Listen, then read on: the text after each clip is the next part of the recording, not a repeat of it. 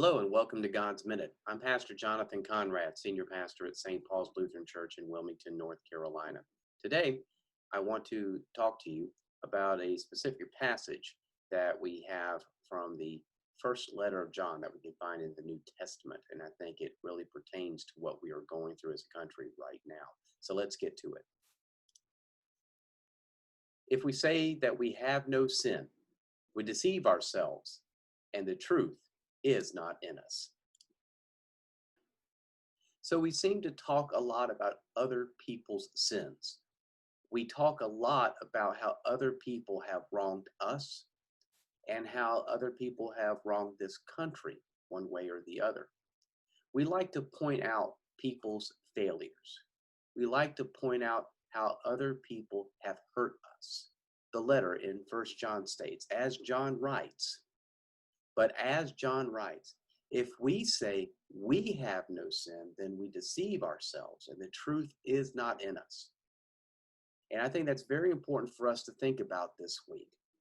Instead of focusing on other people's sins, we need to take a deep dive into our sins of omission, if you will, or the sins that have caused us to harm others.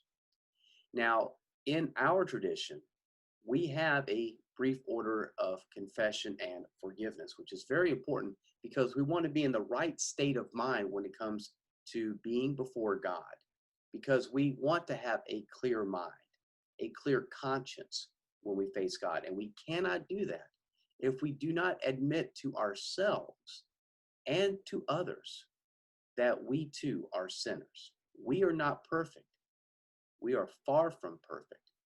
And it's time for us to see where we have helped bring this country to where it is right now, among a lot of divide between color, sexual orientation, political parties, just to name those top three.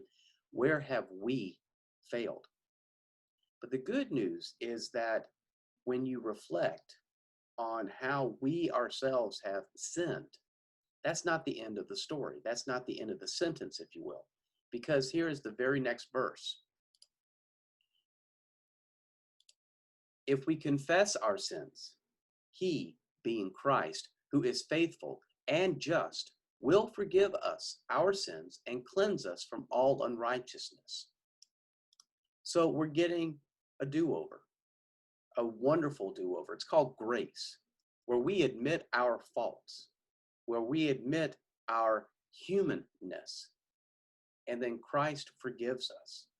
But Christ doesn't forgive us so that we can go and do our sinning again. Christ forgives us so that we can be new, so we can go out and do something new, such as instead of pointing out other people's sins and faults, maybe pointing out other people's strengths and assets and gifts, and then pointing to that person and saying, I want to get to know you, and start building a new foundation, one that's based on humility, one that's based on honesty, but one that is based on a common goal, a common purpose, and that is to build a solid and wonderful future, one where we don't notice people's sins, but we notice the people.